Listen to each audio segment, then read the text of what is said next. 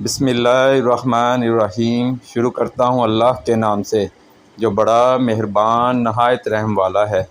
اور اس وقت کو یاد کرو جب موسیٰ نے اپنی قوم کے لیے پانی مانگا تو ہم نے کہا کہ اپنی لاٹھی پتھر پر مارو تو اس سے 12 چشمے پھوٹ نکلے۔ بلا شبہ سب لوگوں نے اپنے پانی لینے کی جگہ کو جان لیا۔ اللہ تعالیٰ کے رزق میں سے کھاؤ اور پیو اور زمین میں فساد کرنے والے بن کر دنگا نہ کرو۔ اور جب تم نے کہا اے موسیٰ ہم ایک ہی کھانے پر ہرگز صبر نہیں کریں گے، لہٰذا اپنے رب سے دعا کرو کہ وہ ہمارے لیے اس میں سے وہ چیزیں نکالے جو زمین اگاتی ہے، اپنی سبزیوں میں سے اور اپنی ترکاریوں اور اپنی گندم اور اپنے مسور اور اپنے پیاز۔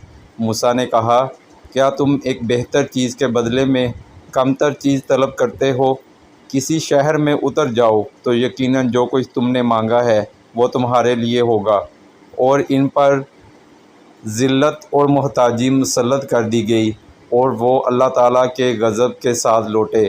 یہ اس وجہ سے ہوا کہ وہ اللہ تعالیٰ کی آیات کے ساتھ کفر کرتے تھے اور اللہ تعالیٰ کے نبیوں کو ناحق قتل کرتے تھے۔ یہ اس وجہ سے جو انہوں نے نافرمانی کی اور وہ حد سے گزر جاتے تھے۔